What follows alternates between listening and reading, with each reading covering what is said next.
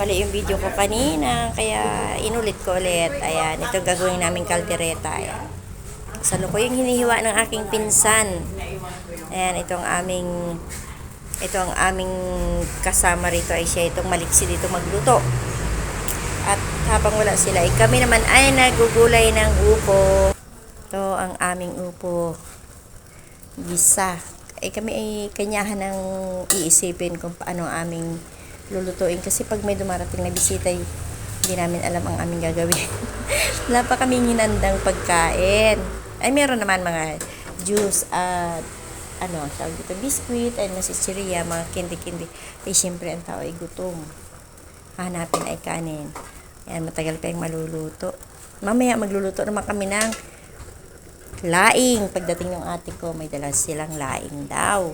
Na isang sakong laing. Handa namin dito sa lamayan ng tiyo ko.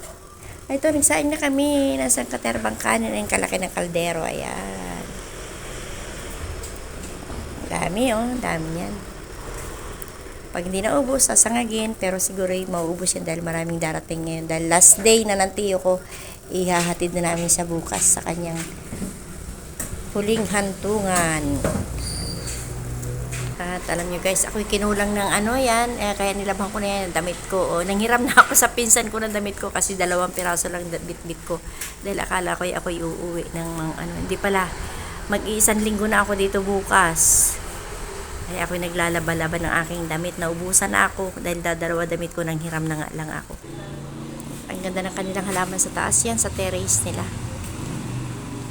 Ganda ng terrace. Ang laki ng bahay nila dito. Ganda ng halaman.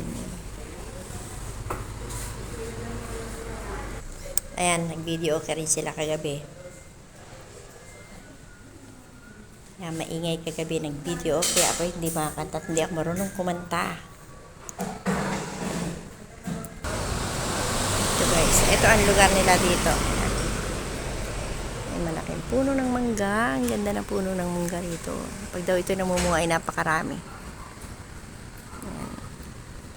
Dati hindi ko alam puntahan to. At talagang hanapin ko pa ng ay ngayon medyo siguro masasanay na ako. Pero ewan ko kung